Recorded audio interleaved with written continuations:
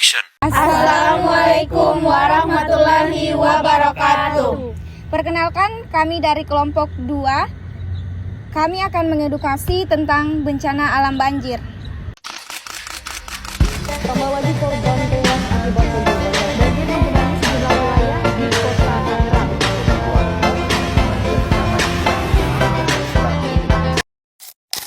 Sebelumnya, apakah kalian sudah tahu apa itu banjir? Nah, jadi banjir di sini adalah suatu peristiwa atau keadaan di mana daerah ini terendam oleh air yang cukup besar atau banyak dari akibat air yang meluap melebihi daya tampung. Nah, banjir disebut juga banjir di sini itu ketika air merendam daratan. Selanjutnya kami akan menjelaskan tentang penyebab banjir.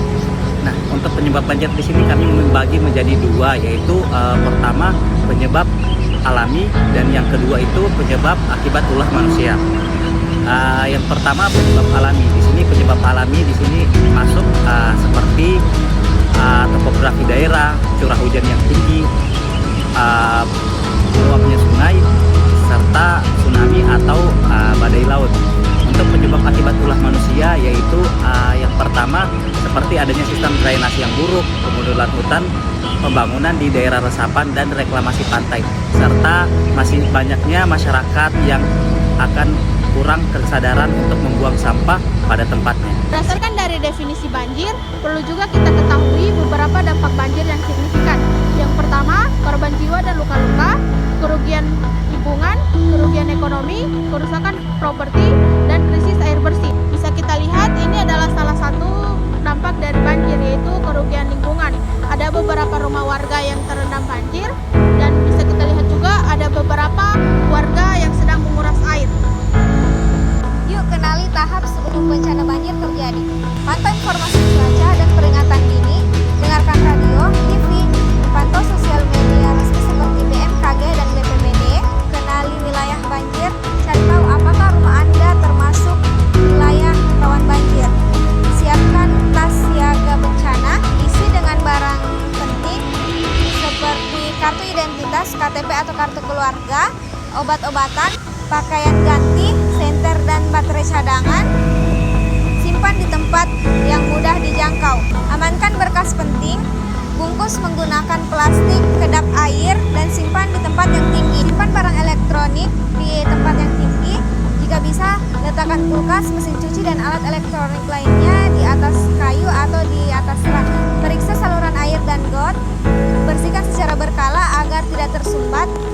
Buat jalur evakuasi, tentukan kemana harus pergi dan bagaimana caranya saat banjir datang. Saat banjir terjadi, segera matikan listrik dari sumber utama, hindari risiko kesetrum. Evakuasi ke tempat yang tinggi. Gunakan pelampung atau alat bantu lainnya. Gunakan jergen kosong, papan atau apapun yang mengapung.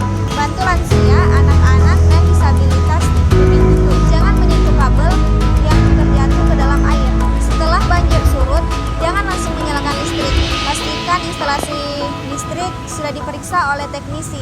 Bersihkan rumah dan lingkungan. Gunakan sepatu dan sarung tangan untuk mencegah penyakit. Buang makanan dan air yang terkena banjir. Periksa kesehatan keluarga jika sakit.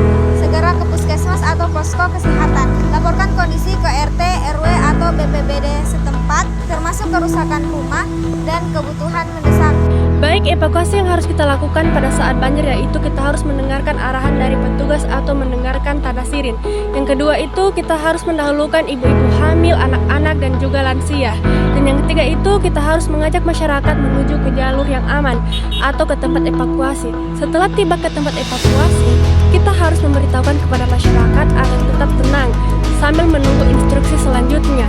Dan kita harus mengedukasi kepada masyarakat agar melakukan pencuci tangan sebelum melakukan aktivitas dan setelah melakukan aktivitas. Sebagai suatu bencana yang sering terjadi pada saat musim hujan berlangsung, yaitu banjir, harus mendapatkan penanganan khusus.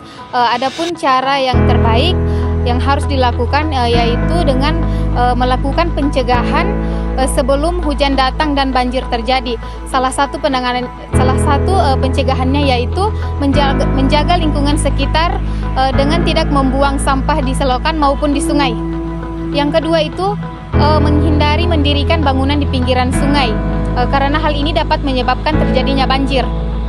Yang ketiga itu, hindari penebangan hutan secara liar.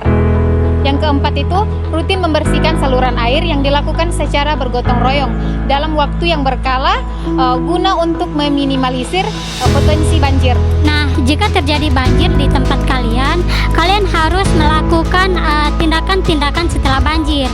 Contohnya seperti perbaikan. Misalnya yang pertama membersihkan rumah terutama bagian lantainya. Lalu menggunakan antiseptik untuk membunuh kuman. Yang kedua, memindahkan ranting-ranting atau kayu-kayu yang menghalangi jalan. Dan yang ketiga, memperbaiki jalan atau memperbaiki rumah-rumah yang rusak akibat terjadinya banjir. Bencana banjir yang banyak terjadi pada saat musim hujan berlangsung telah memberikan dampak yang cukup serius bagi kehidupan masyarakat. Dampak banjir juga dapat mempengaruhi kesehatan masyarakat, seperti genangan air yang masuk ke dalam masyarakat banyak menyebabkan potensi berbagai penyakit seperti penyakit kulit, diare, hingga penyakit leptospirosis. Penting bagi kita untuk menerapkan sikap waspada dalam mencegah bakteri atau kuman yang membuat kita sakit. Nah, ada beberapa tips untuk mencegah penyakit karena banjir yang perlu untuk kita lakukan. Pertama, cuci tangan dan kaki yang terkena genangan banjir dengan menggunakan air yang bersih dan sabun agar kuman penyebab gatal-gatal bisa mati. Yang kedua, upayakan agar tubuh atau kulit tidak terkena genangan banjir dalam waktu yang lama, terutama pada bagian kulit yang mengalami luka, karena akan menyebabkan infeksi pada kulit serta tubuh. Yang ketiga, tidak membiarkan anak-anak memanfaatkan musibah banjir menjadikan tempat area bermain, karena genangan air banjir bukanlah air yang bersih dan tidak baik untuk kesehatan anak. Yang keempat, apabila mengalami gatal, bisa digunakan obat antiseptik. Lakukan pemeriksaan ke fasilitas kesehatan terdekat apabila Anda mengalami gejala penyakit akibat banjir agar mendapatkan penanganan sedini mungkin oleh petugas kesehatan.